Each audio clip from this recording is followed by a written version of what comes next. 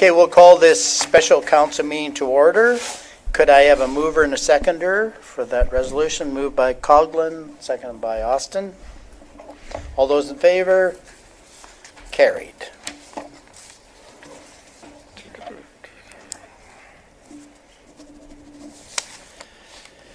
Is there any disclosure of pecuniary interest in any of the matters we're going to speak about today? Okay, seeing none, I'll turn it over to Director Schmidt to lead off the presentations. Thank you, Mr. Mayor and members of council. So this evening we're here to discuss specifically the six-year capital plan as it relates to information technology requirements and fleet and equipment requirements that are being proposed over the next 6 years. Before we get into that, I just wanted to mention that I think earlier on in the year we had committed to council to provide the 2017 draft budget to members of council, and so this evening in front of you, you should have your budget binder, which will provide you with the specifics on the 2017 budget. Obviously, if there's changes through our discussion this afternoon, those changes won't be reflected in that document, but it is draft. We are scheduled to officially table the budget on November 16th, and then have two other sessions on the 6th and 7th of December, and then looking for final approval towards the end of January. So why I reference the budget book is that, again, tonight we are focusing on the six-year capital. I didn't print all of the capital project justification forms for you. We will put them up on screen, but if you look in tab 15 of your budget book, all of those project justifications are actually in there. Not necessarily in the same order as you see them tonight, but they are in there. So with that said, I'll start off with essentially the information technology requirements. There's a few of us that are within the organization that are looking for different requirements depending on our department. And so the first item is project number 2016-38, which is the asset management software. So you may recall that in the 2016 capital budget, we had allocated $35,000 for asset management software. We're looking to top that up to essentially $50,000. We, as you may or may not be aware, the township does not have asset management software at this stage. We do have financial software that allows us to essentially house some of our asset information, but it does not allow us to house condition data or condition ratings, life cycle costing, and it's not set up for that kind of stuff. It's not set up for project optimization and so on and so forth. So we are looking to acquire some asset management software. There's a number of departments that would feed into this software. It's essentially one central repository, and it would also be linked into, the idea would be is we'd link it into our GIS software as well, so that we could actually map out our assets, if you will. So, Okay, I think Councillor Austin had a question. Sure. Two questions. First of all, I see 35,000 carried forward from previous year, 15,000 in 2017, and the total on the right-hand side is 85,000. Where does the extra 45,000 come from? That's a good question. Bear with me for a second here.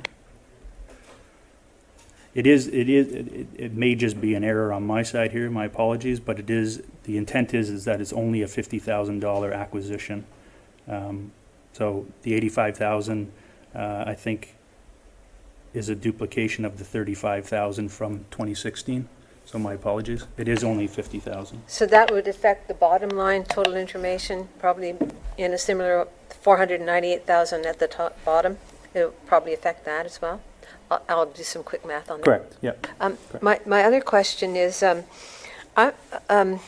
correct to assume that the asset management software, the cost of it would be offset by more efficiencies in terms of staff time because you have an efficient computer program?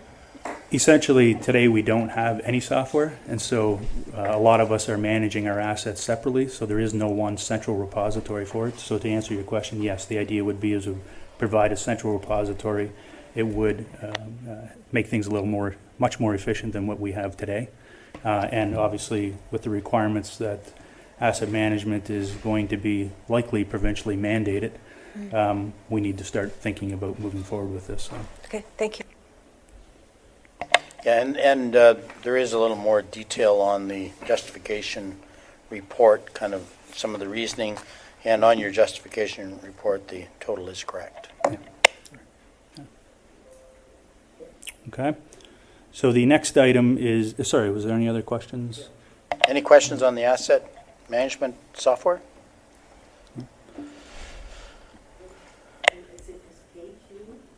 No, No, just just we're Sorry, doing we're gonna- just the first one. I think we're going to try to work through the 2017 specifically, and then we can address questions on the outer years. So, the next item is project number 2017-33, which is the network firewall, and I'm going to pass this over to our IT coordinator because I'll probably lose you if I try to discuss what this is about.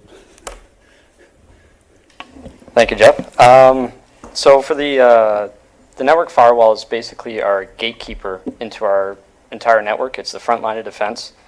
The whole idea behind it is that it monitors incoming and outgoing traffic. Basically, it's our security appliance, so to speak. So currently we have actually 3 of them. 2 of them, well, I'll start with one. The first one is used to manage basically our whole corporation. And it's been in the works since 2012, and it's becoming end of life very soon. We have an older one that's running one of our web servers that runs our fire permits, actually. And a third one, which, again, is for our web server, which blocks certain kinds of attacks and things like that, that was introduced in 2015. This one would be replacing essentially at least 2 of the firewalls because it's a next generation firewall. It has advanced security features, advanced monitoring, great reporting tools, and I think it's a great leap forward in terms of our network security, and that's why I'd like to get it on the 2017 budget. Councillor McConkey? Does the county use the same network security software? Through Mr. Mayor to Councillor McConkey. Currently, they're on their own system. I believe most of it is HP and Cisco. We are using Cisco appliances as well, so they are familiar. Actually, in fact, one of the employees at the county used to work at our third-party software provider. He's now at the county. He installed one of our firewalls, and they do use the same system. They're quite familiar with it.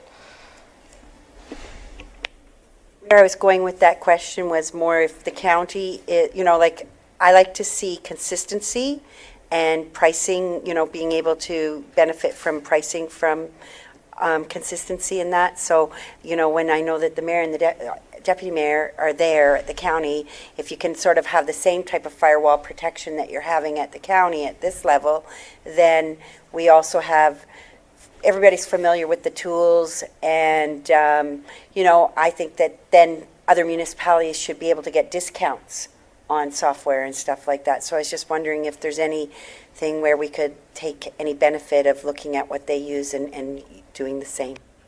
Maybe to Robert first before Michael, because we do have a relationship in procurement. Would we bring that into play on something like this? Through the mayor to council, in areas we try where possible. It depends on when they're purchasing versus when we're purchasing. It may not always be at the same time. Also, at times, our specs are different than theirs. Example, some of our tandem trucks are a different spec than the county, but we do where we can. Michael would obviously, as part of this tender, first reach out to our procurement partners, because there might also be some piggyback clauses out there as well that we can take advantage of. So that's what we do first before we buy. Yeah. And maybe, Mike, if you just want to pick up on as you kind of prepared this, would you have had discussions with the county? Because that may kind of answer some of Councillor McConkey's question. Certainly, I haven't talked to the county just yet about our intents, but we haven't gone out for RFP or anything like that. But I will certainly contact the county and see what they recommend, and if they have a partner or discount or something like that that we could utilize, for sure.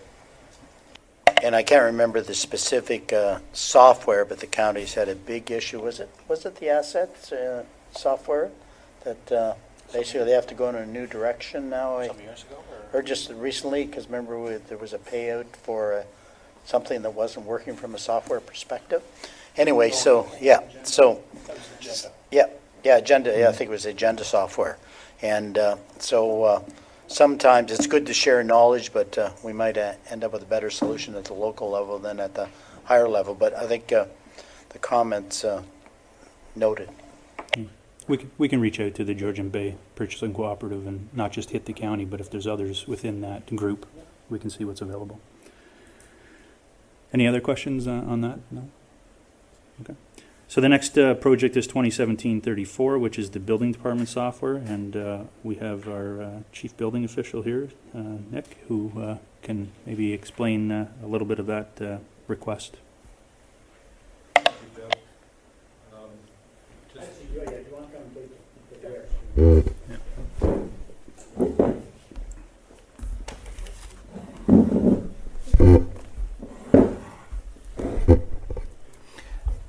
Thank you, Your Worship. In lines of what we are looking at in terms of building department software, I'm going to use an analogy. Do we want to put more money into the old Chevy? So right now we have a building permit software that we purchased probably around 2007, and it worked well. It did the job that it needed to do. We are experiencing the same pressures as another municipality to the south of us experience, who actually use the same software. And the system that we're currently using is maybe getting a little bit too small for what we need at this point in time. We're getting a lot more volume. We're spending a lot more time in doing inputs where we probably want to be a little more efficient in terms of what we're doing. So what we are looking at doing is replacing that software with a software which now can provide a little more flexibility and grow with the township a bit more. And when I say grow, I'm also looking along the lines of the possibility of other departments utilizing it as well. And that would be planning, which currently is not using any software, and as well as the possibility of using it for bylaw services as well. Right now, the software we're using is very standalone, and we're just looking at making improvements so we can become a little bit more efficient, and it grows with the township and do a little bit more with what we need. Questions? Councillor McConkey? What would the efficiencies be that it brings? How do you use the software? Like, how does it change the business, and how would it change the business in planning or bylaw? Through Mayor, what we're looking at is, I'll give you an example here. So right now, when you call for an inspection, the system that we are using right now requires us to input an individual inspection every time that's requested. So in that case in point, someone's calling for a framing inspection and plumbing inspection at the exact same time. Very common. Same person is calling up. We have to actually enter it twice. Okay? So the new systems that we've been looking when we did our request for information a few years back indicated that there are new systems out there where it's a matter of just pick. And you can, and although it's 15 seconds over the course of 30 inspections in a day adds up. The other key component on it was also our entry system. So right now, when you apply for a permit, we use different softwares, which range from Microsoft Word to Excel to our building permit software. So the hope here is we can integrate all that.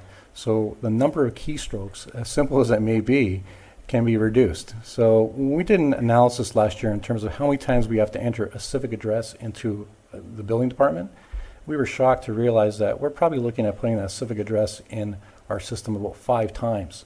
So 5 times is it adds up to 3-4 minutes. Exactly. And in terms of when you're looking at, we went from 400 permits a year to probably coming close to 700 permits a year, it adds up. So, and it really adds up, and it's putting a lot of pressures on admin staff. And those little fine details of the inspections are really just, it gets you when you have to do the exact same thing over and over again for a small little simple device like putting a click on there. So how would it impact planning? Like, okay, so I'm thinking if you go into the software now, you have one like, can you just call up an address and you can see now what that person's done through the last 6 year, 7 year cycle through this? Do they then reference that to get more material, or how does planning now use that? So in the RFI process, we looked at how it can be utilized by planning purposes. And what we found is that, so right now planning is not using a software per se. So if you have a application for a consent or an application for a minor variance, the opportunity there to link it all into the same management software is there. Also to utilize some of the software we're looking at has the ability there to integrate with GIS capabilities, so we can actually map, and depending on which system we're looking at, possibly indicate everything that has been done on that property, including bylaws, and in theory, we could actually put fire on that as well. But any type of activities, bylaw, planning activities, licensing as well, so there's a bit of some potential there with clerk's department, all in one software. Councillor Hanna? Thank you, Mayor. Nick, has this got anything to do with the new water meter system and the reading of the water meters? I am not aware of any linkages on that end of it. Through you, Mr. Mayor, to Councillor Hanna. I guess further to Nick's comments, one piece that didn't speak to as of yet is actually integration to the financial software system. So today we don't integrate with the current land manager system that we have. So we would be looking at hopefully that integration as well. So to your point about water meters, that's through our financial software that we house that information. But again, with Nick and his team, we can look at integrations with our financial software. So we have one essential system that dictates all property information, but then that feeds into his system, if you will, which can be used by other employees, if you will, to access data. So. Just for the way of feedback, water meters on my street were basically done, and the next day the gentleman come around was trying to read them and they wouldn't work, so he had to walk to all the houses to read them manually, and wasn't working from the street like it's supposed to. Just to give you a heads up on that. Okay, I wasn't aware of that, but okay, thank you. Councillor McConkey? I support it. I would just like to see, sometimes we do these process improvements, and I think in this area where, we're talking information technology, I think it's maybe at the end of next year, if we can sort of just have a report of how we did change the business or improve from this, so that we all start to understand, because maybe planning hasn't gone on board, but it's done this for buildings, so that then we understand we have to drive planning into it, or where we're going to head. Because I know it all takes staff time too, but in the end, it reduces it. So I think it's a great initiative, and I think it's something that, we can probably show that it's something that you're proud of at the end of the year too. So thank you. Councillor Ritchie? This is not a small ticket item. It's $110,000, Nick. So, is this software, is it going to handle the amount of development we're expecting in the next several years? Like, I mean, if we purchase this, can we add on to this? Are we expecting to upgrade again in 5 years, 10 years? Could you enlighten us on that? Through the mayor, my experience with software, building permit software, and I've been looking at this for a number of years, just to let you know, and we haven't indicated any specific provider at this moment in time. I will say there is probably one leader in the bunch that we've seen so far through the RFI process, and it is a key component in when we do the RFP, the request for proposal, that it must expand with the township as the township expands to the leading software right now, if you want to call it that. The municipality who's using it is probably developing the end of it much bigger than we are. So, and I would, it does have the capability of expanding with it. The software company that you're looking at, do they specialize in this, or is this a company that builds snowmobiles on the side? Like, I've seen this happen there in other sectors, so sometimes, but if you buy a software, you can add on to it as you move forward, and I think that would be definitely, given the amount of development that we're looking, if any department would know, it'd be you, the amount of work that you've seen over the last few years. And you guys have done a great job too, by the way. Actually, maybe to kind of, I think you've already suggested scalable. And I think the other question would be, even though you haven't chosen a software provider, I would assume part of the criteria would be that it is being used by other municipalities and got a proven track record rather than being a pioneer per se. To that point, I will 100% agree with you, your mayor. I think we've been, initially when we purchased the software, we were somewhat of a guinea pig, if you want to call it that. And we want to make sure if we are promised something, we want to get what is promised, and that's also out of the box, as opposed to customization, which is the other critical word in this whole process, because customization costs a lot of dollars, and sometimes you just don't know what the output is on it.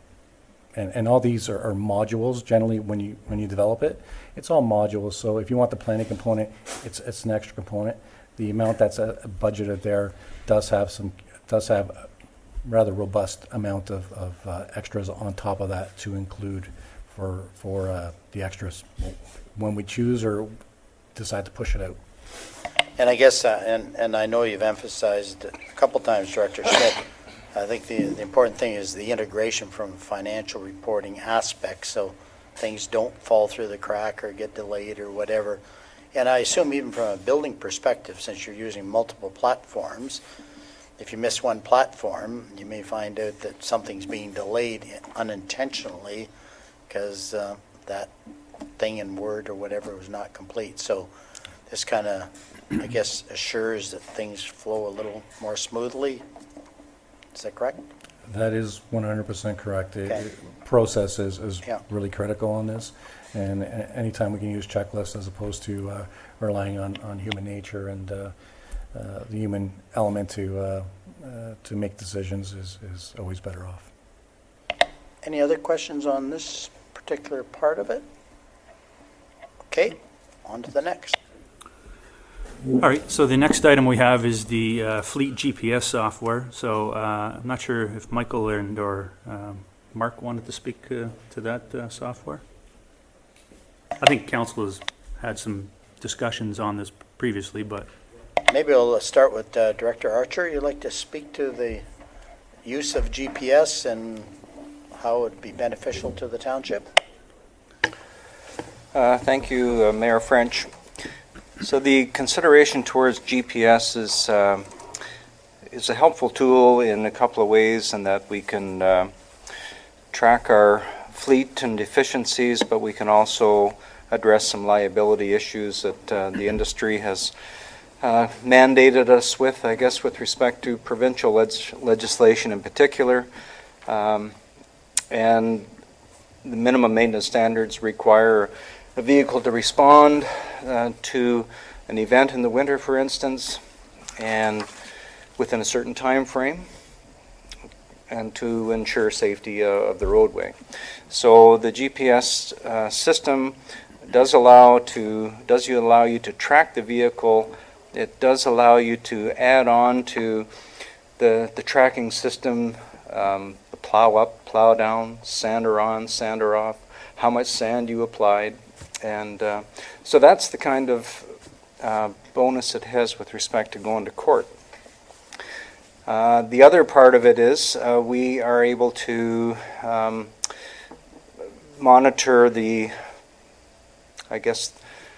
service intervals of the vehicles. We know when it's due to come in for service. We can react, to our preventative maintenance schedule proactively. And lastly, it's always nice to know where your people are from a health and safety perspective as well. We maintain facilities such as the Phelpston Marsh drain, a pump house. And so we can follow the vehicle, make sure that the vehicle's on the road. And we do have other means of policy, I guess, to see or know where people are when. It's just another tool in the toolbox. Councillor Coghlan. How many units would the 70,000 be purchasing? Dr. Archer? Is it close to 7? 32 or 70? We're aiming to get about 70. Okay. So I should have had Michael answer that question, but he's telling me 70 vehicles. CEO Brindley? We're also testing the waters at this time from the standpoint of putting together an RFI. The goal is all our light-duty vehicles, obviously the sophistication of the systems are different. For light-duty vehicles, it's primarily a tracker. For the trucks, it's a more detailed system that looks at the spread rates and looks at those things. And also a number of our other apparatus, also fire vehicles and such. But the intent is for the entire fleet to be GPSed. Follow up? And seeing that it's not any further on in the 6-year capital plan, that 70 would complete the fleet? Through you, Mr. Mayor, to Councillor Coghlan. No, that there would be ongoing costs generally with these sorts of projects. It depends on the software vendor usually. Some of them rely. Our trial, for instance, is currently basically on a 36-month term, and you just pay per month after that. There's no upfront cost, but some other providers may provide or may ask for larger upfront costs, but a lower monthly cost. So until we go out to the market, we don't know for sure how much it's going to cost for the following years. I think CEO Brindley may want to comment, and then back to Councillor Coghlan. Thank you, Mayor French. Just to add, there will be in the future operational costs related to this. The challenge in us going out to the market is that there are essentially two, I'll broaden them into two kinds of systems. One that essentially you lease, and the other you will own. And so as part of this discussion, we've allotted for the infrastructure, because our preference always is to own, but through this investigation, it may at the end come into an operational standpoint as opposed to capital. But our intent usually is to own the actual GPS units, and then there still will be, because these are live tracked, so there still will be some operational costs in the future, because they essentially are live tracked, and you have to pay for that as well. Councillor Coghlan? Sorry, operational costs aside, my question, was that with this $70,000, all vehicles owned by the municipality will have a GPS device in them. It is our hope. When we go to the RFI, we're not sure, but based on those numbers, we think it can be. Other questions? Councillor Ritchie? What's the cost to maintain this program to have everything on GPS? Like, there must be a cost, a yearly license and upgrades, and somebody enlighten us on that? CEO Brindley or Michael? Yeah. Mayor French, at this time, we don't have that until we actually do the RFI, until we go out for the request for information and find out about the units. Yeah. We do have some GPS units right now. And what's the operating cost roughly per unit? Actually, I can tell you that provider is quite strict, $40 per month per vehicle. And that's, again, there's no upfront cost with that provider. They give us all the hardware, and they support it entirely with that cost. Oh, okay, so, and that's why you're saying that even though it's in as a capital item right now, you might come back and say, we want to undertake a lease program, which is what you're doing now. So unfortunately, you'd have to take the cost of the unit out of that $40 to figure out. It's probably $10 a month or something, for the, okay. Yeah, we need more information, I guess, on that when we get to that particular point. Councillor McConkey. Yeah, I guess that's the thing, is we need more information because, you hear of GPS software changing frequently, so, really do we want to own it, And the reporting, I don't know what type of reporting we get today versus what reporting type we'll get tomorrow. And if we're leasing, do they look after the reports and provide you like monthly reports, or do you... and if we own, are we having to have staff do those reports? Because it's nice to have the GPS, but if you don't use the reports effectively, may as well not even have them. So, yeah, you can sort of tell where you are, but you can put those in your major ones. And so I think we need more information, like with a report going forward on these, just to see the benefits. CEO Binley? Thank you, Mayor French, to Councilor McConkey. And our intent is, as mentioned, we want a budget for it. We're not going to get those answers until council really gives us direction to pursue this. We will, before we spend any money, we will definitely go to council.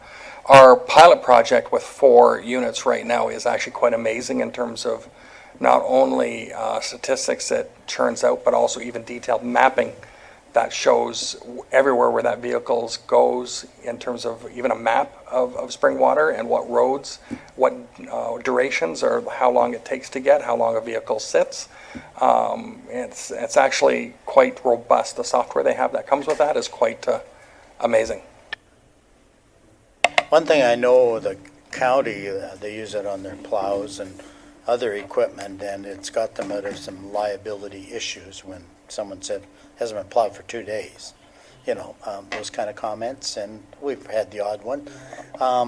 So, yeah, it's kind of a balance. It is, in some ways, insurance, I guess would be my perspective, and, we seem to be the ones, until the provincial law changes, we're the ones that are going to chase when something happens and goes bad, and quite honestly, it might save $70,000, might reduce our insurance premiums, and would certainly be a pittance compared to any lawsuit. But yeah, okay.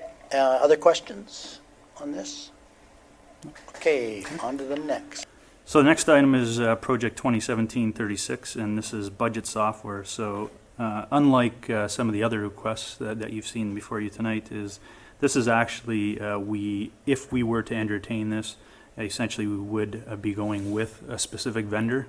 Our financial software provider has partnered with this company, and now they are offering this software at essentially a 50% discount until June of next year.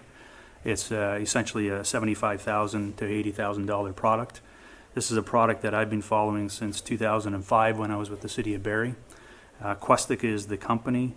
They were approached by the City of Burlington in 2005 to build them a specific municipal budget software system. And since then, they've built the capital budget side, they've built the operating budget side, they've built the salary and benefit modules as well. Today, the township uses Excel spreadsheets. And so to Councillor Austin's comment, thank you, you assisted me this evening. You can see that by using Excel spreadsheets, it's very simple to make slight errors by adding an additional column in your Excel spreadsheet. And so we do use a number of Excel spreadsheets that are linked. And again, it takes a lot of staff time to manage this. Essentially what happens today is each department is required to submit the request to me. I spend a lot of time manipulating Excel spreadsheets and Word documents in order to provide you what you see today in this budget document. So a lot of efficiencies in moving forward with budget software. Again, essentially a 50% discount. Each department would have access to this software. It is a web-based software package. What else can I tell you? It will actually link into our financial software, so essentially departments will be able to see real-time financials, whereas today we don't have that. We have the capability, but we're not doing it right now, if you will. There is an additional cost to our financial software provider to do so. So in moving to this type of software, it would already be provided to us. So it does provide for what's the word I'm looking for, a priority or essentially a workflow process whereby each department would go in, they would prepare their budgets, and then they would submit to the next level. So that level could be myself, it could be the CAO, essentially to approve and or to make amendments. And then essentially we could have it also to an approval level where we go to council as well. So that's what we're proposing at this stage. But again, it is a specific vendor at this stage that we're proposing at this dollar value. Deputy Mayor Allen? Thank you, Mayor French. Does it provide a asset management component? No, through you, Mr. Mayor, to Deputy Mayor. This is one of the challenges that we do have is that there is, and as you may be aware or may not be aware, the County of Simcoe has SAP. Great system. Doesn't have asset management. They have another program for asset management. So the one thing that the municipalities do struggle with is trying to find that one platform that will satisfy all. And as a lower tier municipality, haven't been able to find that at this stage, to be honest with you. There's to, I guess, Councillor Ritchie's comments before, there's a lot of vendors out there. There's not one that provides an all-encompassing system that has financial, has building, because even when the township moved to the new financial software in 2008 or 9, there was the idea of trying to move building and a few other departments to our Microsoft Dynamics platform. It doesn't provide for what they need at the level that they need. If you're a much lower smaller municipality with less growth, maybe, but the growth that we're experiencing, as Nick had mentioned, it's not sufficient, our financial software system, for all of those activities. So they, instead of building a budget software themselves, they've partnered with somebody that has specialized in this since 2005. So. Any other townships through your financial organization using it? Through you, Mr. Mayor, to Deputy Mayor Allen. Yes. So the City of Barrie has signed on with Questica. Town of Newtek has Questica. Bradford West Gwillimbury has Questica. Innisfil, I think they're in the process of moving to Questica, or kind of similar process that we're in here. Those are the ones that I'm aware of locally that are on it. So it's kind of interesting because you mentioned SAP, and I was going to ask the question, when we have all this software that is integrated, hopefully, will we end up with some sort of a reasonable dynamic ERP system? That's, again, you can go SAP and we can come to you with probably a few more zeros on the end of our request. And to be honest with you, no disrespect to staff, we really don't have the resources internally to manage an SAP system. That would, I guess, be the ultimate, but we would never get approval, I would say, to do that. The intent is that we try to look for systems where we can integrate as best we can. And this is an opportunity where the two partners have partnered together. And the integration is already done. It's part of the 36,000 that you're looking at. In addition to that, there's upwards to 125 hours of training and implementation hours provided, and that's really what the whack of the money is. There is the training and the implementation. The actual modules probably only about $10,000-$12,000. So, and I can share a personal experience with SAP, and it, as you say, it's very good integrated, but every organization is totally different, and every module is customized. Yeah. Like, as I remember when moving into it, okay, well, we'll just take this. No, like months and months of meetings to get it, and then obviously when it went online, it was missing a whole bunch of things that you had to go back and work on. Yeah, so it's not an easy exercise. Okay, it was just that it would be nice it could be integrated, and software now does talk to each other a little better, so you can pretty much pull up any reports we want from a financial or resource. I've had some discussions with SAP about their system. Again, the county doesn't do all the same services what we provide, right? So the building activity, they don't do it, right? So again, to your point, it may work for them.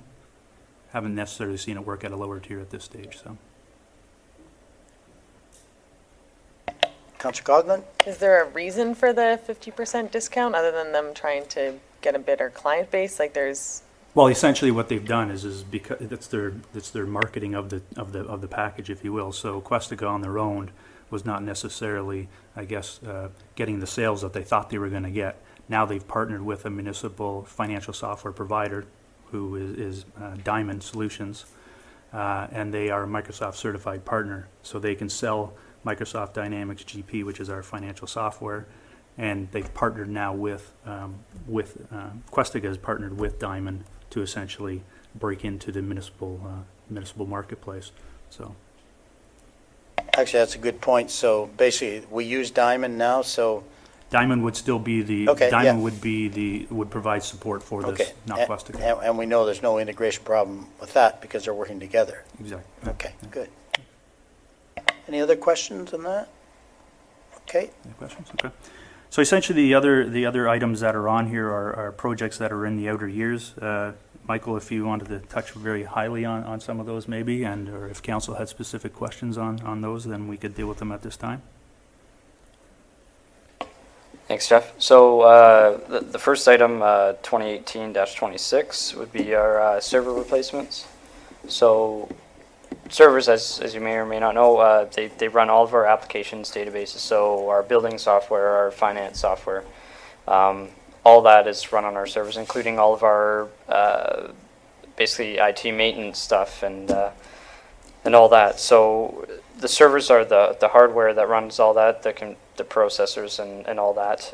Essentially, they're typically on a 3 to 5 year replacement schedule for most organizations. Some people try to run into 6 years, and that's fine as long as you keep the support, and absolutely we will. So the servers that we have now, we have two of them, and the hardware is great. They were introduced in 2012, 2013.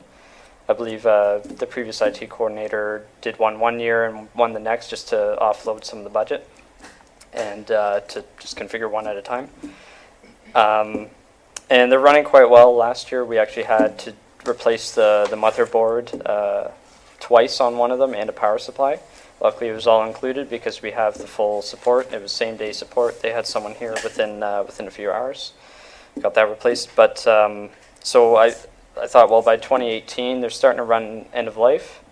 And while we could potentially extend it maybe another year at the most that I could possibly recommend, there is actually new advances in server technology that would basically converge our servers, our storage, our networking, our backups all into one appliance.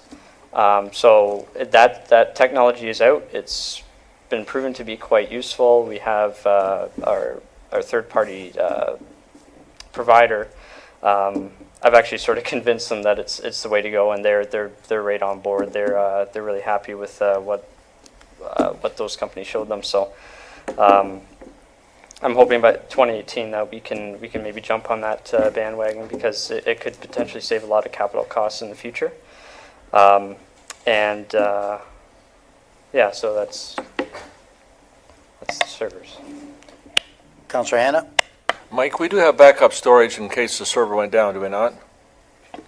Through you, Mr. Mayor, to Councillor Hanna, absolutely. We actually have our third-party contracted services provider. They run backups daily to their organization, and then we have hourly, daily, weekly, monthly backups backed up to our fire hall as well. So we have redundancy for the redundancy, so to speak. The reason I was asking the question, if we want to extend this into the next council's issue to deal with, we could do that, and if the server did crash, we wouldn't be out of business. Absolutely. I make sure that there's redundancy, and we would still be up and running again if a server went down, 2 servers went down. It would be a little bit of a scramble, but we would be back up within a day. But I guess if our backup, if ours failed and we're totally dependent on the backup and it went down, everybody leaves town. Is that it? Well, and that's the thing. That's why we actually get we have a good support system with them. If our server went down, it's very, very unlikely that 2 would go down at the same time. If 1 goes down, it's all that all that work is offloaded onto the other one that's working. If that one were to go down, well, I already know that the first one's down. I'm going to get someone here the same day because we have that support. And again, we would be up and running within a day. Worst case, we lose, a day's worth of work at that absolute worst that I can think of. Okay, other questions or comments? And, Councillor Austin? Just before we move on to the second section, I had my calculator out, and the total on the right-hand side there for total information technology, it's 498,000. I calculated it several times and in several ways at 428,000. Okay, so if you want to just check on that. Yep, Okay, absolutely. that's a $70,000 difference. All the more reason why we need new stuff. Thank you. Okay, shall we go on to, I know storage, and maybe it's a simple explanation. We have more stuff to store? To you, Mr. Mayor, yes, absolutely. Again, the storage is, that's just our storage for our servers. That's where everybody's stuff gets saved, basically our databases, all that. The storage for that relies on there. The servers do all the computing, the SAN, is what's called, it's just a storage, basically. And if, again, bringing up that new technology, it's called hyperconvergence, would actually include storage on it. So again, if we were to upgrade the servers to the hyperconvergence type, I wouldn't need that storage option. But in the event that we don't go hyperconverged or we don't upgrade the servers, then I will need that budget. So that's why I put it in there. All right, and I guess the last one, the phone system, obviously, they do wear out. Now, with this phone system, because of new technologies and that, would this phone system, relative to the previous replacement, be actually at lower cost because it must be more competitive now, or is it not? To you, Mr. Mayor, it's hard to say, I guess, at this point. I put in rough numbers there. I got a quote from a company, actually, through oddly enough, our mobile company, TELUS. They have a third party that can assist with this. It would basically be to update, not necessarily lower the cost, because we are using Bell lines right now. And potentially, yes, a new phone system could use a VoIP or voice over IP, and we could potentially limit some of the traffic to the internet, so that we're more reliant on our internet connection rather than our phone lines. And there could be some cost savings there, but I suspect that it may not be significant enough to say that it's a money saver. It's more of the added features and keeping us up to date and making sure that we have an up-to-date phone system. You did mention something which I know it works wonderfully at Georgian College now, because there's hundreds and hundreds of extensions there, and since they went to voice activation, when it picks up, you just say who you want, and there's no playing around. You don't have to know any extensions or nothing, and it works very well. I've never had it fail yet, and so is that what we're looking for as part of our upgrade? I'll just say I hope so. I hope we can get all the features. I love to be on the latest and greatest. Certainly, that's something we can look at, and I can contact Georgian College and see what system they're using and go from there and see if we can get something competitive. Okay, so I guess, is that it for information technology? Correct. So maybe just to kind of review that, so it sounds like we need a little more info, kind of on the GPS, whatever that,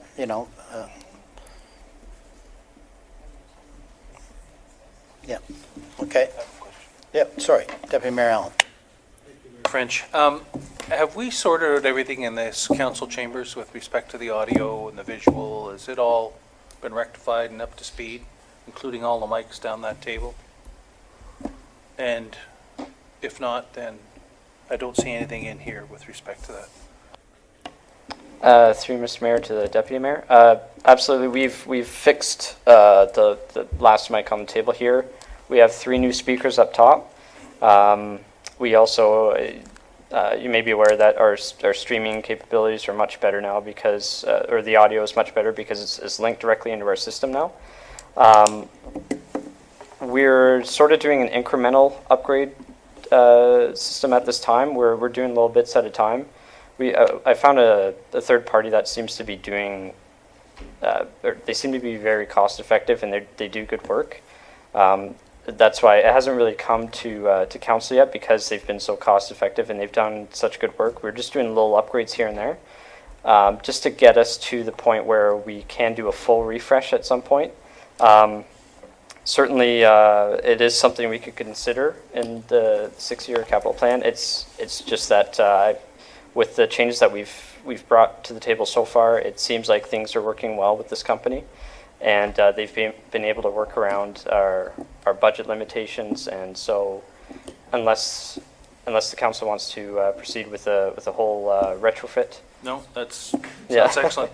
One thing, though, people, when they come up to where Director Schmidt is, there's often a challenge to coordinate the use of 1 or 2 mics and project properly so that A, it's heard over the streaming, and B, the audience can hear it. Have they been rectified, those mics, and being able to project there? The microphones haven't changed, but again, the new speaker should make a significant difference, I would hope.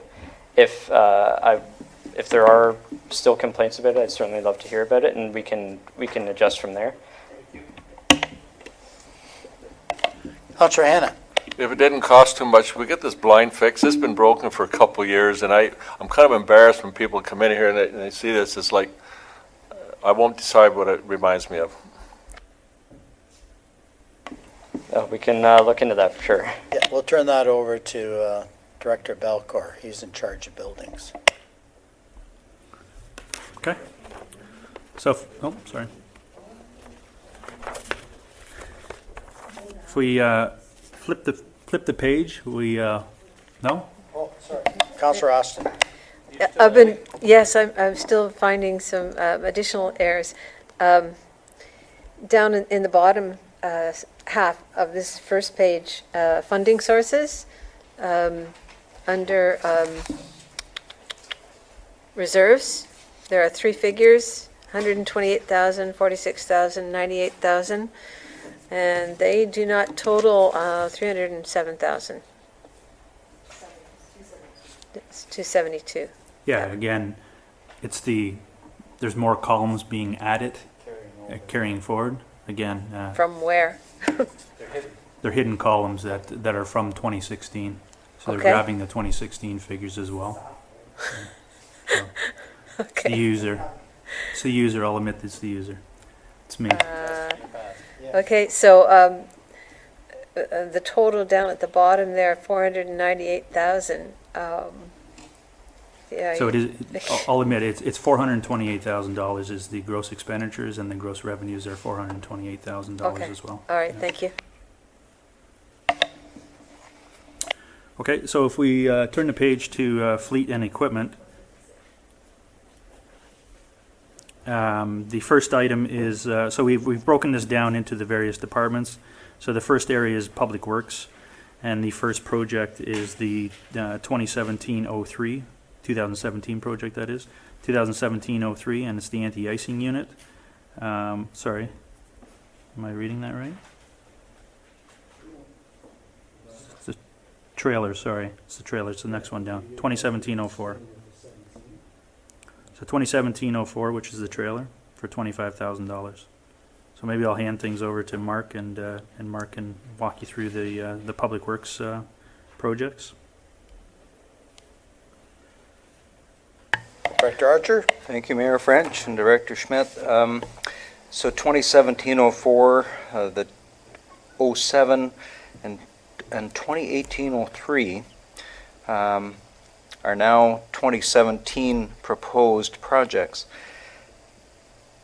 The need for this equipment is basically just Stone Manor development, and the trailer would would provide the transportation of the sidewalk tractor in the winter, and that same sidewalk plow is a tractor mower in the summertime, so it runs all year round. And the plow truck is to support another plow route, because with the additional growth right now, the developer is going to have to contract that subdivision development. In 2017, when we have phase one built out, then the intent is to put on an additional plow route, which will bring us to 12 routes as opposed to 11. Councillor McConkey. Of course, I'm glad to see that on there, but I just wondered, with the DC, we say something's DC funded. Does that mean we have all the DCs collected for this? Correct. The DCs for the three projects that are listed here for Public Works, we do have the DCs in hand. Councillor Anna. Mark, we do have a trailer, though, that we used to move the sidewalk plow from Hillsdale back and forth to Elmvale.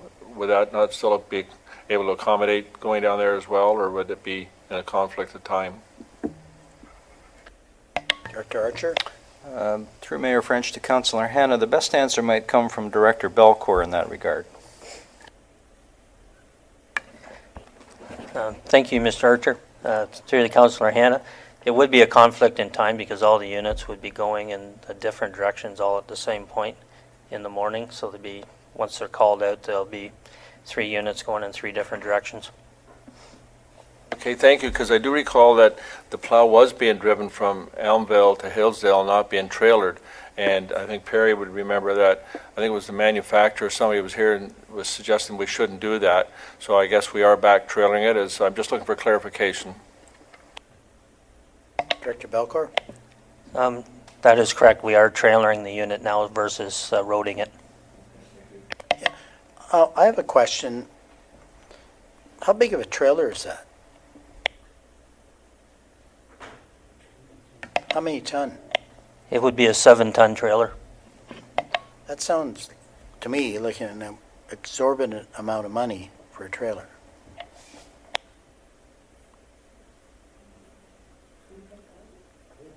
It's a flat trailer.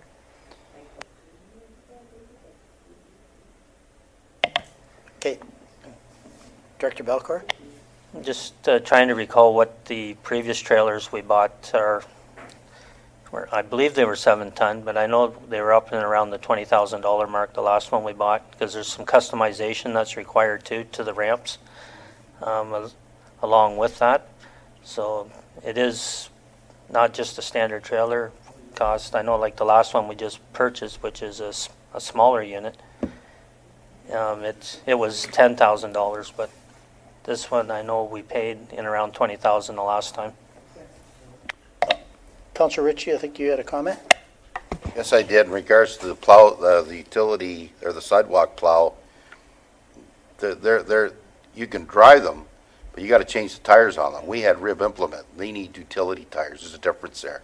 Rib implement is for soft ground. So, and if you're driving them on hard ground, the vibration will take the U-joints out of them. So, I had a question in regards to the plow truck. That's the truck that was the 05, 287,000 kilometers. Do I stand correct on that? We are looking at an additional truck here. This truck that we're dealing in, though, has got 287,000 kilometers on it. It's an 05. When we get into the other fleet and equipment section, which isn't growth related, yes, you are correct. This is a brand new truck, no trade-in. But we're trading in the 05 for this new truck. No, that's a separate line item, Councillor Okay. Ritchie. All right. This is strictly because of growth of Stone Manor Woods All and right. things like that, All I right. believe. Is that correct, Director Archer? That's correct. Thanks. We tried to essentially break the budget into growth-related projects specifically, so new versus the repair and replacement. So to Councillor Ritchie's comments, when we get into the page 3, if you will, that item is on that page that you're speaking to. And I think the important item is that, or the matter is that it's DC eligible, where the other may Correct. be taxed. So to your comments, Mr. Mayor, on the trailer even, and for the plow truck and or the sidewalk plow, they are 100% DC eligible. And so the intent would be is if the costs are less than that, then obviously we would only be drawing what we need out of the DC. And so the surplus, if you will, would remain in the DC reserve fund. So. Councillor Coghlan? Through you, Mayor French, can we just take a minute just to go, I'm having difficulties before we continue. The numbers are, and yeah. So the individual years, I believe, are correct. It's the total 6-year column that's causing some confusion because it is including 2016's numbers as well. So you'll see on the under the Public Works fleet and equipment, the first two items, the first item, 2016-01 project, the brine storage tank of $10,000 is included in the total column, but you don't see anything. It's because the 2016 column is hidden, but it's included It's included in the total is including 2016. Okay. So that's my fault. So any ones that don't have numbers, I put them in the carry forward from previous year column, correct? I think what I'll need to do is I'll need to go through this and revise the 6-year capital plan to provide you with more accurate figures. Again, I think what's happened is we've carried forward the 2016 numbers in some cases, when in fact they shouldn't be. In some cases they should be, but in some cases they shouldn't be carried forward because the project is actually being completed. And if you Individual years, though, individual years should be correct. So if you look at 2017, if you look vertically as opposed to horizontally, they should be correct. And if you enjoy math as much as Councillor Austin does, all you have to do is take the items that show up with no year allocation and subtract them from the total, and you'll Yes, have the right correct. number. And I think to be honest with you, one of the reasons why we did that is because we did talk about, we wanted to review the 2016 capital plan, and my fault in not making sure that was excluded for this discussion. So. Or the detail included. Correct. Okay. Thank you. Questions on these items? Okay. Okay, Carry so on. the next item, I believe, is the Parks and Rec item. Again, this is where it's clear, where there's two items, but in fact, we're only requesting the 2017-01 project. It is a mower. Ron can provide a little bit more information. Should council need some more details? Yep, Director Belcourt. Thank you, Your Worship. The mower being proposed is a pull-behind, so we would need a power plant tractor. Works off a PTO drive. It would be a 12.5-foot, what they call a wing flex mower, so it has 7 individual decks. It can run over contours, so it'll cut over mounds and swales, etc. We're proposing this type of mower because it's more versatile for a lot of the areas that we are acquiring, especially in the Stone Manor Woods subdivision and with the developments along Snow Valley Road as well. We have a massive amount of trail sections we have to cut alongside the roads now, stormwater ponds that are manicured as features. Plus, we'll be taking over the Snow Valley Lowlands sewage plant. So we're adding about 25 acres of areas to be mowed alone next year between those two developments, which will add to our current total of 110 acres, so we'll be up to around 135. So we're proposing to replace the 1997 tractor you'll see in the replacement program, which will operate this. The intent is to use one of our full-time staff to run this tractor and mower unit, and put a student on a zero-turn mower to do all the trim work. Essentially, this unit could be roaded from site to site, so it would eliminate the need for another truck and trailer. Questions? Councillor McConkey. So you're saying that this one can be driven from Stone Manor over to Snow Valley, or Is that good for the for the mower, like when we're spending this type of money? Or is that trailer that we're purchasing for 35,000 or 25,000, can that, for the winter, can that be used in the summer to transport this mower? Director Belcourt? Thank you, Your Worship. Through to Councilor McConkey. Yes, the trailer could be used, but it would also require a new truck as well. And we don't have additional fleet to pull it in the summer months. Or are they pulling it in the winter? During the winter months, all of the vehicles that we currently utilize through the summer months are not fully utilized, so we are able to free up a truck to utilize for the snow, the sidewalk snow removal from the fleet. It's just redeployed winter and summer. Carry on. Sorry, so are we using more trucks then in the summer than we are in the winter? But are some of these trucks that we're using for recreation, could they actually be vehicles instead of trucks? So that we could use sometimes our trucks for some of this equipment. Like I'm saying, like we hire a lot of students, like, and they're running summer programs and stuff. Are they driving trucks, or could they drive something else, a cheaper vehicle? So like sometimes we could look at our, I know we have a fleet committee. Have they looked at how the operation of the fleet is working? So that I find it hard to believe we wouldn't have a truck that could pull it. Director Belcourt? Thank you, Your Worship. All of the trucks that we use currently in the summer are used for maintenance activities. None of it is used for programs. And with regards to students, we try to utilize anything that's being replaced in the current year. So if there's a truck from another department that's being replaced, we'll utilize it for the summer months for the students, and then surplus it at the end of the summer. Okay, moving on.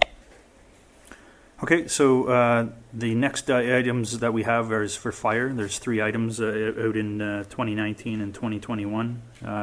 For the most part, those are addressed in our current DC background study. If our new fire chief wanted to speak to those, can do so, but essentially the reason why they are where they are is due to our development charge background study. We'll start with the question, Councillor Coghlan. Sorry, the pumper and the utility vehicle too, though, right?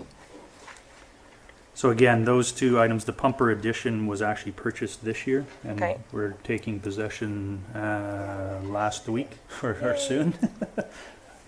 3 weeks, okay. And the utility vehicle is a vehicle that we actually have removed out of the budget. We had it allotted essentially 60,000 every other year, but we've decided to, I think, make a change as to how we are going to utilize that vehicle. So, Perfect. is there any other questions on those ones? Councillor Austin. I don't understand what you just said. We've taken it out of the budget, and yet it's here. What? So the utility vehicle was something, again, it has a project code of 2016. So in 2016, we did replace it. But then we also had it geared, we had planned to replace it every other year. But we're not doing that anymore. So this is, again, is similar to the first item, the pumper edition. It has a project number of 2015, but it was purchased, well, again, we're taking possession of it in 3 weeks, is what I've been told. So again, my apologies in the layout of the document. So. Councillor McConkey. We spoke about fire before, but from a capital perspective, building in that. And I know at that point, it wasn't council meetings and we couldn't do motions. When will we be readdressing those previous meetings where we couldn't address motions? Through you, Mr. Mayor, to Councillor McConkey. So the idea is that we will be tabling the budget on November 16th, and then on December 6th and 7th, we'll be having 2 sessions. And at that time, we can start to address some of those concerns, as well as if council requests additional sessions, we can honor those as well. But the intent is to essentially, we've taken into account some of the discussion, if you will, that's happened at some of those sessions, and we've tried to adjust, and you'll see some of the adjustments in the budget document tonight, in the larger budget document. But again, I think we've learned, if you will, in that on a go-forward basis, having special council meetings where council can actually put motions on the table is much more favorable for these discussions. So the two sessions on December 6th and 7th, I believe they are, will be special council meetings. And to the extent, again, that we aren't able to get through everything, then we can look at possible other dates as well. Councillor Coghlan?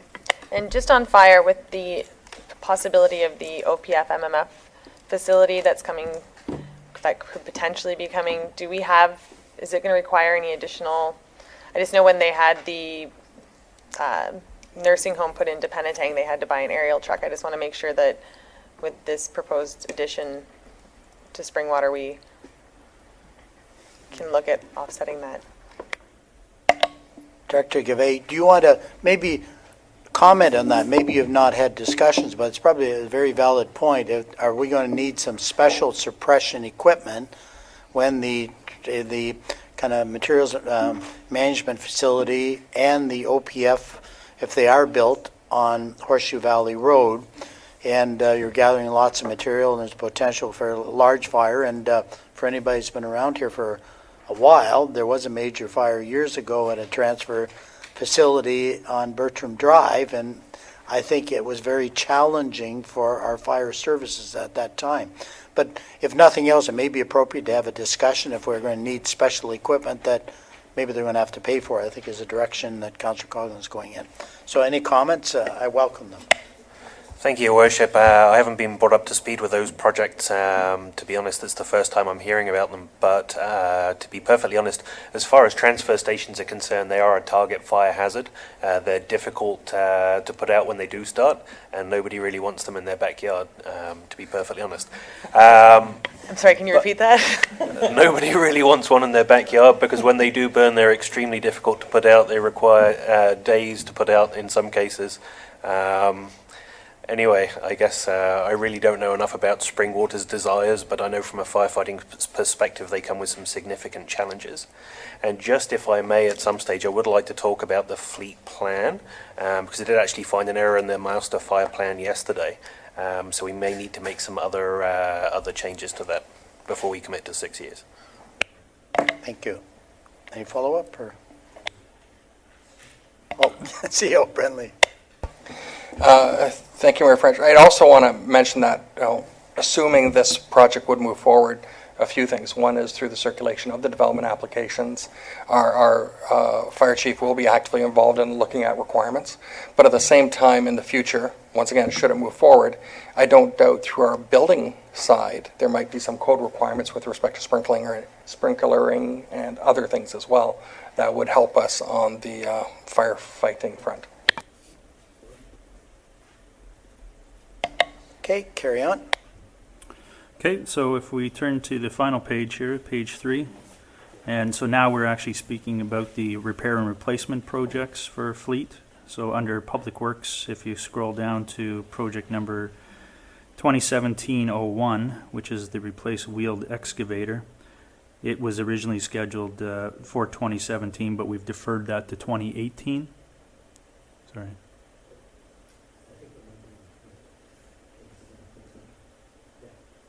Carry on. There was a question there from Councillor Coghlan to our chief about you want to elaborate, but I think, is that you want to elaborate when we get down to these items? Is that where the elaboration would be? Yeah. Okay, yeah. Okay, thanks.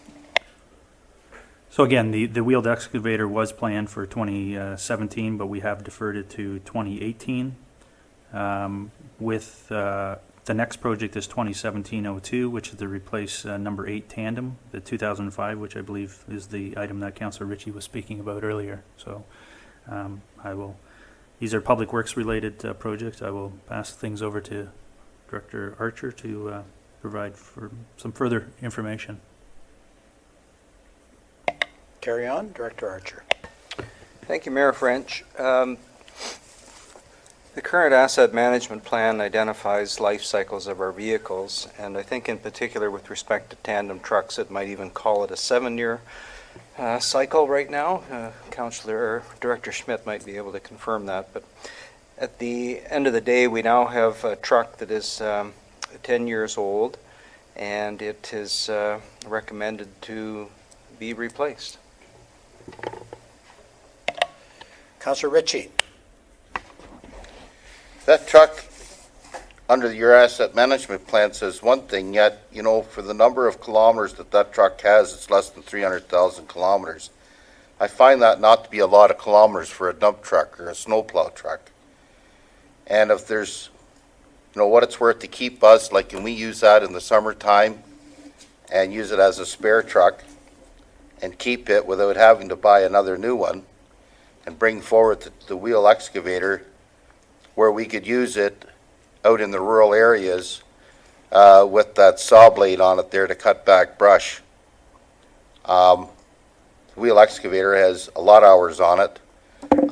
But getting back to the tandem truck, like the asset management plan says one thing, but when you look at the actual truck itself, that's not a lot of kilometers for a big truck. So I have a problem with I've purchased a new dump truck or a new snowplow truck every year since I've been on council. And I've been a big supporter of new equipment. But there's no blank check here. So, like, if this thing could be fixed and still use it, then unless I see a lot more information, I have a problem supporting this. Thank you. Director Archer, do you want to comment? I think you have commented that the asset management plan suggested 7 to 10, and this is 11. And maybe you want to talk about the maintenance aspect of it being subjected to our wonderful climate. Thank you, Mayor French. And that the idea of rolling the assets every 7 to 10 is simply a guide. And I get what Councillor Ritchie is suggesting. However, we're not a highway truck. We're not a truck that's replaced on kilometers. We're exposing our trucks to a very harsh environment. And I guess if you were to look at the truck from that perspective, and this probably would have been a good time to show the slides that we had prepared, but I don't think we have them loaded up. Renee, are you able to click on the justifications, and just scroll through? There is a chart on the repair costs to the mayor's comments. So, on average since 2007, repair costs for this particular vehicle have been averaging about probably $15,000 a year, and it looks like in the last 2013 and 14, it's escalated to almost $25,000 a year on repair costs. And just what is breaking on this truck anyways? Like, okay, break down the cost. Director Archer? And maybe, one of the things that, knowing a little bit about trucks, those particular brands were not necessarily known as a substantial vehicle. Is that an appropriate comment? And maybe you can carry on from there. Is that the Sterling truck? Truck number 8 is a Sterling truck, and if I could, and I'm not here to say one brand's better than the other, but I would suggest that there's some rad issues we've had with the Sterling trucks. There's some electrical issues that we've had in both Freightliner and Sterling that are comparable. But I think for most part, the bigger ticket items get into just the corrosion of the hoist, the sanding components, the whole drivetrain assembly that is dripped on by the salt brine and by the salt. And there's a lot of moving parts in the machinery, from the plow controls to the wheels, the drive wheels. And we have been tracking, and we don't come out and say anything without some analysis. And what we find is that after the 7th year of the truck, you've almost started to begin your investment in the second life of the truck. So we are not able to replace on the 7-year cycle to which our analysis supports. And now we're at 11 years on this one. And this truck will remain in the fleet. And the 2004 truck that has been acting as our backup plow and our water truck, it'll leave. So 8 comes off of the mainline plow route. It'll go into a backup role, a water truck. It'll haul brine. It'll see a second life, if that helps. Perfect. Yes. When I Councillor look at Ritchie. this, I think you've answered the question, is like, can we use this in the summertime for the ditching, a spare backup truck or whatever, like, I find like 300,000 less than 300,000 is not a lot on a truck. So is it worth more to us to keep it? Anyways, I think the question's been answered. Thank you. Okay, carry on.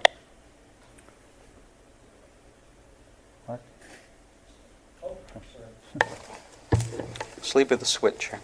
So the next project, 2017-06, is replace pickup number 5.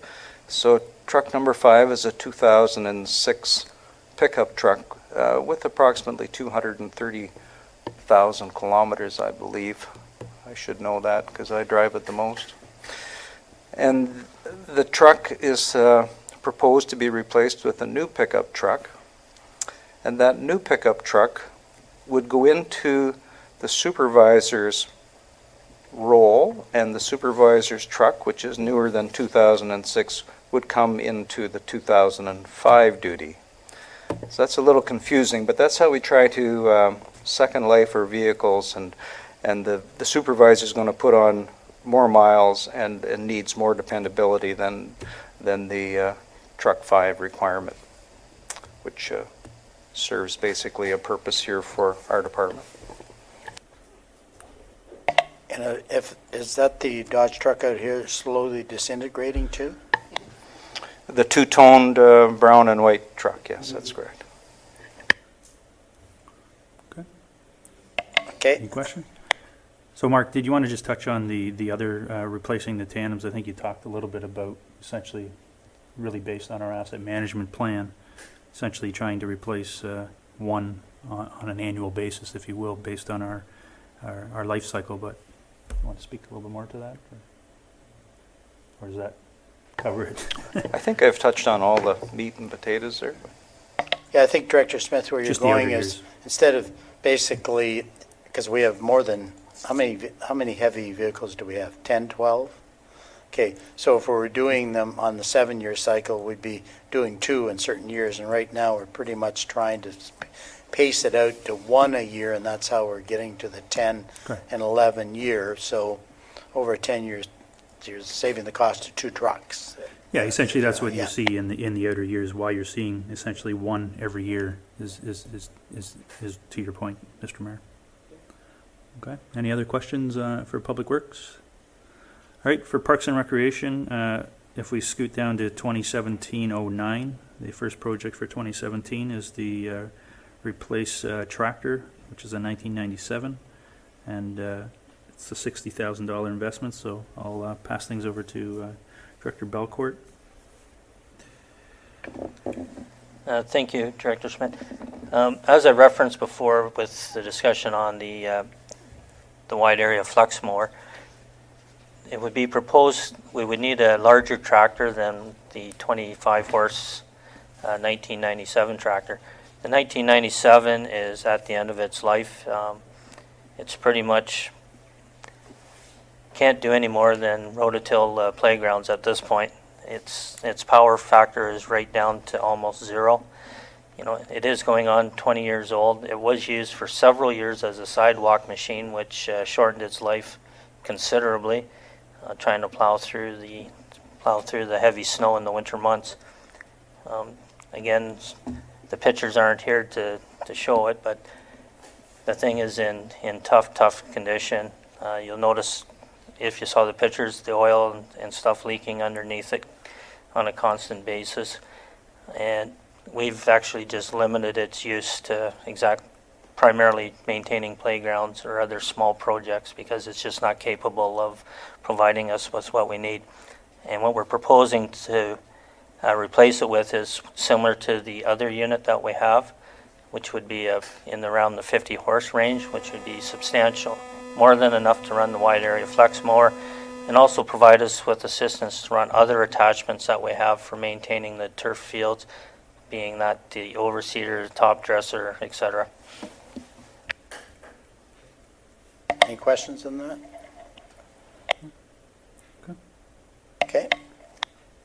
Ron, maybe if you can just touch on the remaining items in Parks and Recreation. There is the one 2017-10, which has been deferred to 2019, but if you can maybe just touch base on some of the other ones in your section there. Okay, thank you. As we discussed at a previous meeting, we had proposed initially to replace the 2012 3/4 ton, which is an extended cab for a crew cab to assist with the redeployment of staff in the summer. But in speaking with Public Works, we are essentially just going to switch our extended cab for their crew cab for the summer months.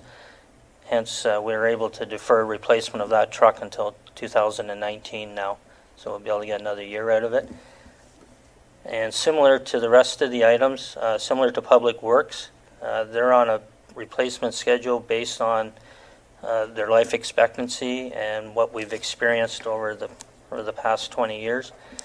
With what we get out of the equipment based on their use patterns. They are being used more now, given all the additional properties that we've picked up since 1994. They essentially, a lot of the equipment through the summer months runs nonstop from May till the end of October. And it's hard on the little mowers and other stuff that we have.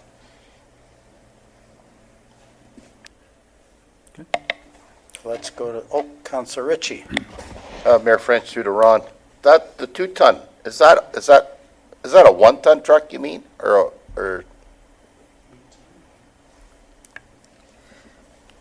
2018-06? Okay, R7, thank you, Your Worship, through the Councillor Ritchie. R7 is a 2-ton truck. It is also utilized in the winter months for snow plowing by the patrol person. So it is a heavier truck that we require. Plus, it's also it's better for pulling the heavier equipment too. So the tractors, the sidewalk machines, etc. And how many of them do we have?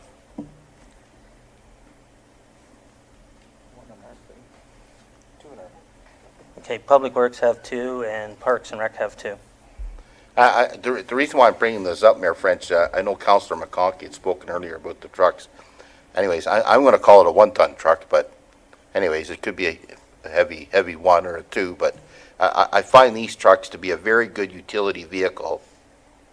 They're used in the summertime, whether you're asphalting a road, whether you're chopping up a tree, hauling topsoil, hauling a trailer for grass. You can put a trailer on that, and you're hauling a snow blower, a plow on the front.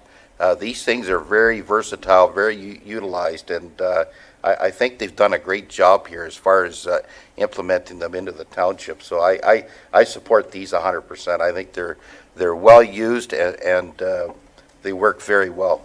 Thank you. Councillor McConkey.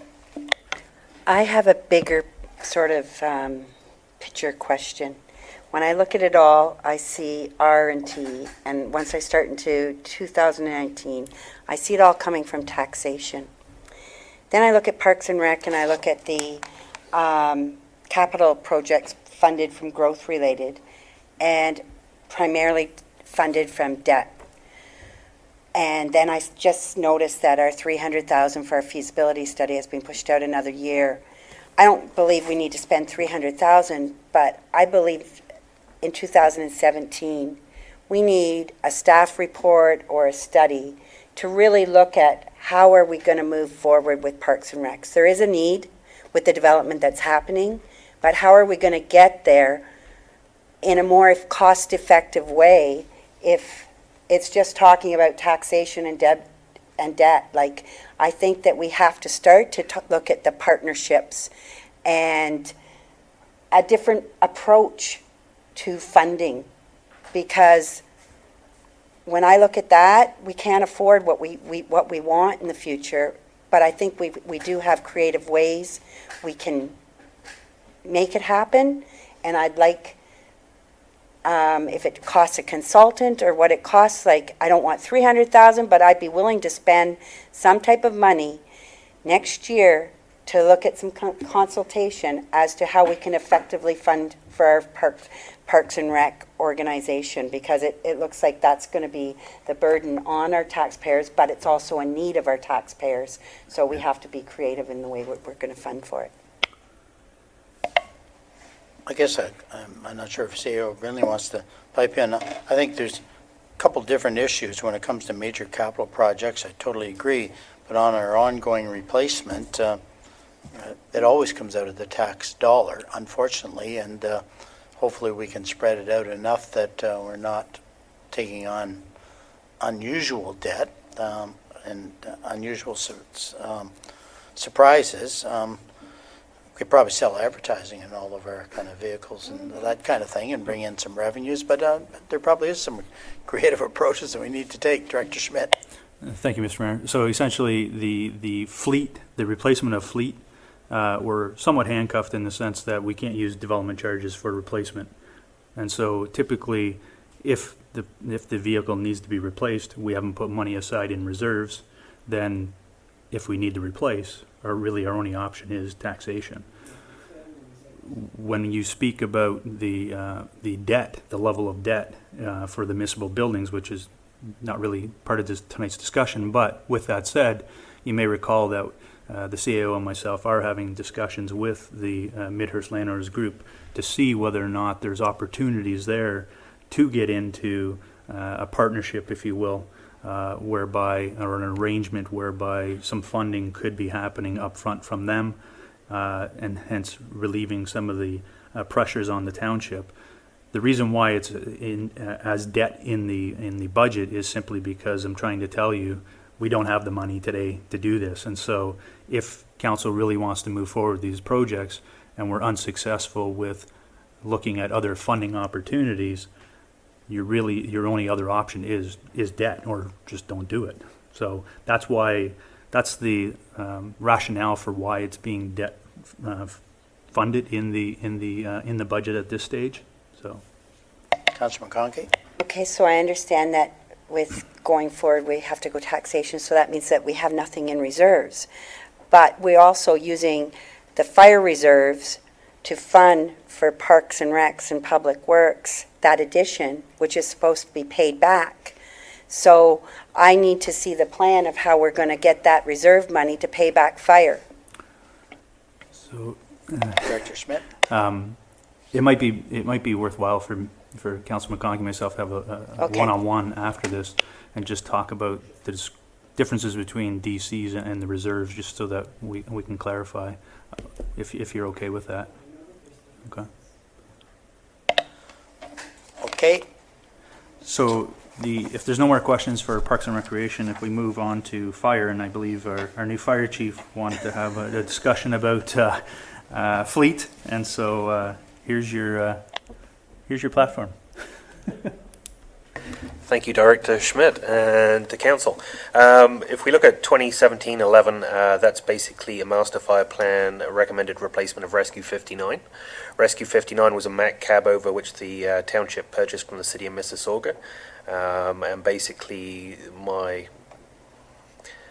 the former fire chiefs, I should say, the interim and the former permanent fire chief, basically thought that a good use of taxpayers' dollars instead of buying a brand new truck would basically be to take the rescue body off the back of the existing vehicle and attach it to a new cab and chassis. And that's what that figure actually represents. And I concur that's an excellent plan. Just to give us a comparison, if we were replacing the entire vehicle, what it would be? How much, roughly? That's a great question, and it leads into my next little discussion point, I guess. Don't typically see too many walk-in rescues these days, and the reason for that is that they're a single-use item. They really only have one purpose, and that's to transfer tools and equipment to a scene. If you're a paramedic, type fire service, you can also transport patients in the back of them, but that really isn't our mandate. So I don't have any direct experience of buying these, but before the US dollar was at 25 cents on the dollar, basically you were looking at about $350 plus for one of those. So no matter how you look at it, it's $150,000 theoretical saving by kind of using the old and new. Okay. Any questions on that? Okay, next item. Perfect, thank you, Your Worship. If I can get you to look at two sheets, basically sheets 2 and 3, so that's the previous sheet and this one. In the plan in 2019, there's a predicted replacement of Tanker 25, which lives in Midhurst, and project 2017-26 on page 3, which $225,000 was earmarked towards, was basically to supplement the fleet in as much as there was a Ford which council had replaced with a pickup truck, and I gather there was some information that may not have been quite as accurate as council was led to believe, which resulted in that purchase. So basically there's still a large amount of equipment that's lying on the fire station floor which doesn't have a means of getting transported to fires.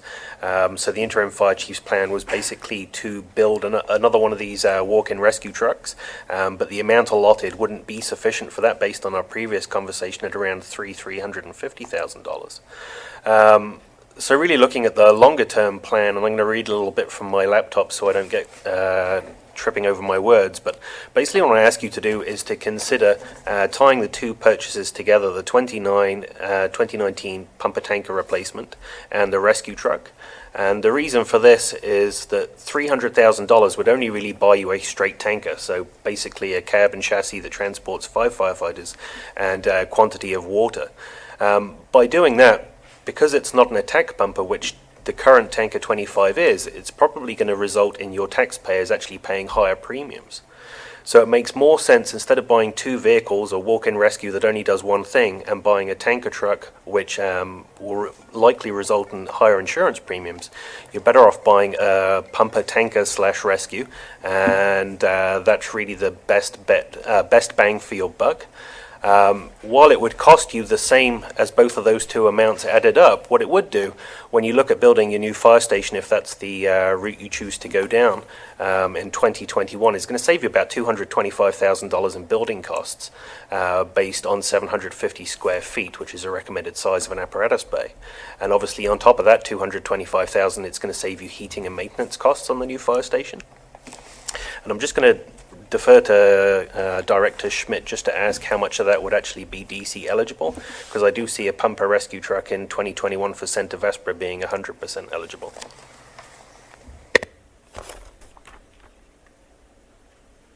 So sorry, if what you're saying is if you're combining the tanker truck and the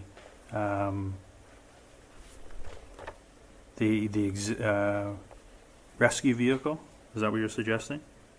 Absolutely. So that would be tanker truck under project 2019-07, not the 2021-02 I'm using as the DC reference. So because essentially we would be replacing an existing unit, tanker 25, I think it would probably still be around the 50% DC eligibility. Again, I think something that because it's out in 2019, this is something that we can look at as we go through our DC update, and to the extent that we have some further information, we can determine whether or not the 50% is accurate or not. But at this stage, I would say essentially 50% is probably conservative. So just to recap, if I may, basically what I'm recommending is that council basically merges the two projects, the 2019 truck and the 2017 truck, and actually makes that project happen in 2017 to actually save you money long term.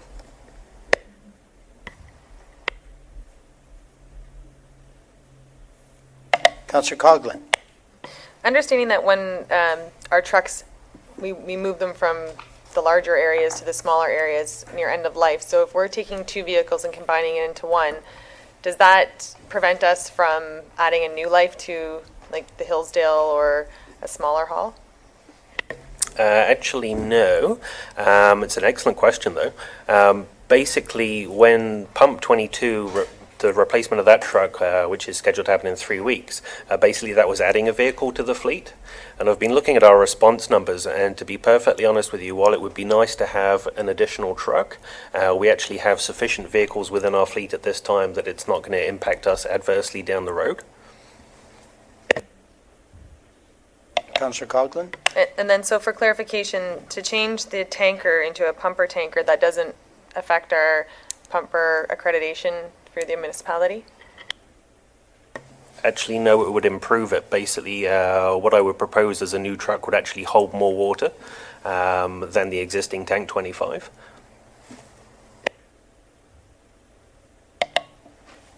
Okay. Councillor McConkey? Again, we're using reserves, and if we bring that, so you're suggesting where we have rescue vehicle, we have 225, we're going to carry on 300,000, so it will be 525, and it will be coming from reserves and partially DCs, and then some taxation. How much of that will be taxation that will be brought into 2017? And also, this reserve, do we still have the money in reserves for all of this equipment because of doing that loan for the building for next year? I just want to make sure, because I was under the impression that we were almost using all of fire reserves for that addition. Director Schmidt? Through you, Mr. Mayor, to Councillor McConkey, if I understand correctly, by moving the 300,000 to 2017, you're basically increasing the gross costs by the 300,000. So you have a $525,000 investment, which would be 50% DC eligible now. And so essentially you're looking at 50% of that would be coming from the reserve. We have done some forecasts on the reserve, on the fire reserve, and based on what's in the 6-year capital plan, we have enough funds in the fire reserve to move forward with this. Any further questions on that? Sounds like a creative approach. Okay. Okay. Perfect. If I can just get you to finish up. Thank you again, Your Worship. So I can't really comment too much on the 2021 plans for the pumper rescue truck and the tanker truck for Centre Vespero. All I'm going to suggest is the $300,000 for the same reason in 2021 is not going to buy you the kind of capacity truck that's going to do good things for your taxpayers. But I really wanted to touch on the point that Councillor Coghlan made about the aerial truck. We do currently have an agreement with the City of Barrie and also with Town of Wasaga Beach to use their aerials. We don't really have any tall structures, which is typically what one thinks about when we talk about having an aerial truck and its capability. But the one thing, or some of the things that they are actually effective for are fighting large facility fires. They might not necessarily be tall, but they are very often wide. And usually isn't safe to put firefighters close in, so we have the ability to throw water from an elevated position, and that certainly would be something to look at. However, we would have to bear in mind what we had for available water supply. And while we do have a tanker water shuttle accreditation, it is a very low sustainable flow, so that's really only about 1 or 2 hand lines. That's not a large master stream device such as you would find on an aerial or a pumper truck. However, aerials were brought up in the original fire master plan, and I think it was for financial reasons that they've been pushed back into sort of sometime between 2020 and 2030. But to give you a rough idea in today's dollars, there are some creative approaches to purchase one, which would result in a purchase of less than $1 million. But if you were to buy a new one, you would certainly be looking to spend somewhere between $1.1 and $1.5 million. So it's certainly not a purchase to be made lightly, for sure. The other thing I just wanted to mention briefly was in the Master Fire Plan copy that I was reading yesterday. I've been reading an awful lot of stuff since I've got here. It does appear that they made a mistake with the lifespan of one of the trucks in Elmvale and actually put a 25-year service life in where it should actually be 20. So you may actually have to look at replacing another truck in 2021.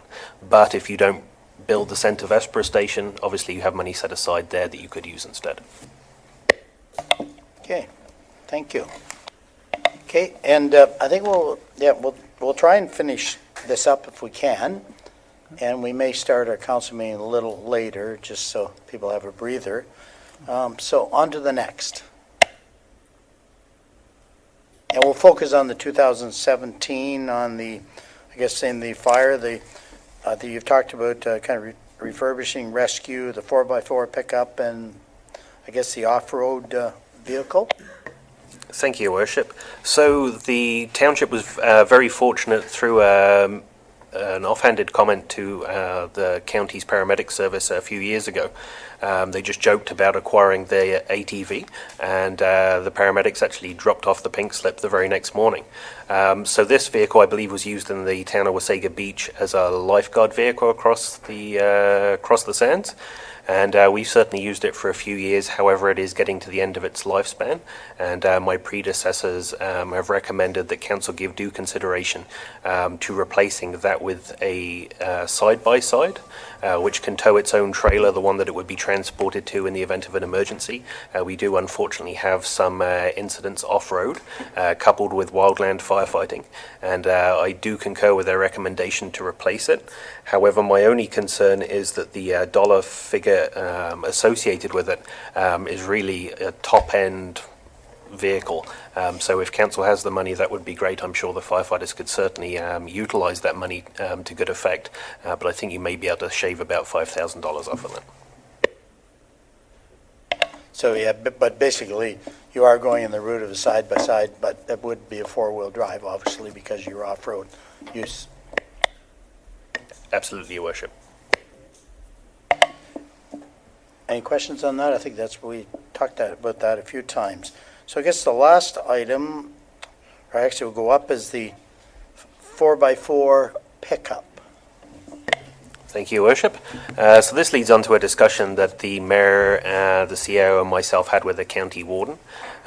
Basically, everybody in the fire department, and I believe quite a few people on council and also in management, have their own individual opinions of the vehicle. To be perfectly clear at this point, I would just like to say that the fire department is grateful to receive vehicles to respond to fires in, and I have no bias when it comes to this vehicle. If that's what council decides it wishes to keep, I'm absolutely fine with it, but it does have some severe limitations. I think in a big centre, or a bigger centre such as Barrie or Toronto, it would make an excellent battalion chief's vehicle when they never really actually leave the truck.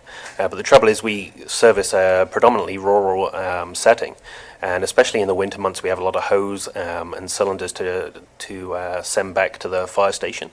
And I really think that the vehicle could probably be better off transferred somewhere else within the township, or part exchanged for a pickup truck, which would actually better suit our needs. Still carry the same amount of people, but carry an awful lot more equipment.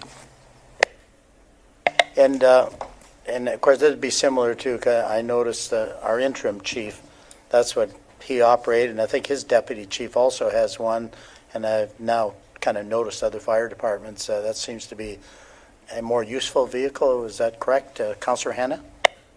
Thank you. I think the mayor just about answered my question, but we did have a nice new pickup truck that the chief drove, and then we got it traded for the SUV, but we still have that nice new pickup truck somewhere in our fleet, do we not?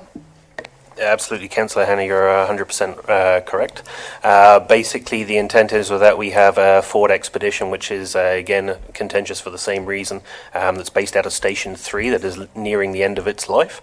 Basically, the intent is to actually transfer the pickup truck to the deputy chief, and the new pickup truck would basically go between whoever's on call that week, because it will hold more equipment than the smaller 1,500 box that we currently have.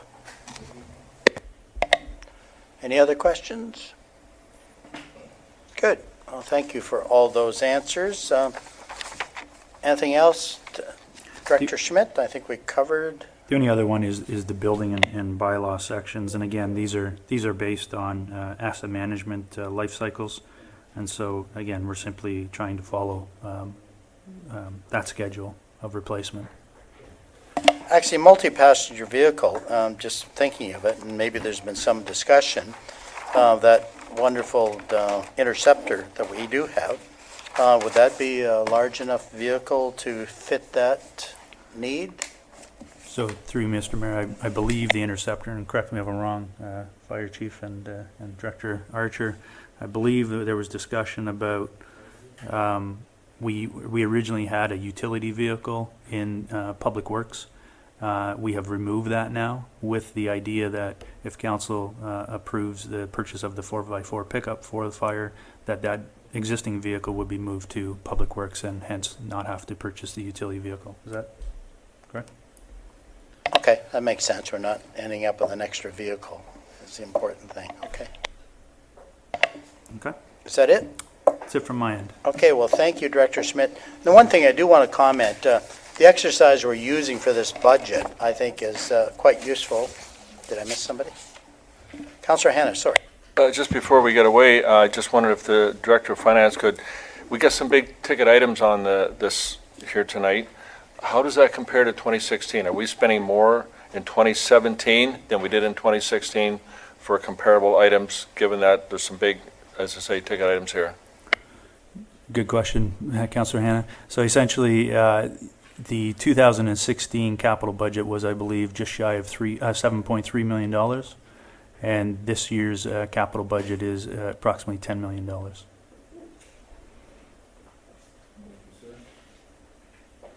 Any other questions? Okay, seeing none, I need a mover and a seconder for a confirmatory bylaw. Oh, I was fighting over, okay, Coughlin and McConkey. That bylaw 2016-064 to confirm and adopt the proceedings of council at the special meeting held on November 2nd, 2016, listed here and be signed and sealed by the mayor and clerk. All those in favor? Carried. Thank you. Oh, what? Hey, they're trying. Okay, now can I have a mover and a seconder to adjourn? Okay, Austin and Alan. Can I read it first? That the special meeting of the Township of Spring Road is now adjourned at 6:21 to meet again in regular meeting on November 2nd, 2016 at 6:30 in the Council Chambers Administrative Center. Minutes Singh, all those in favor? And just for those that have come in, we will delay the start by 10 minutes to allow everybody to kind of get prepared, just so you know. Okay, thank you.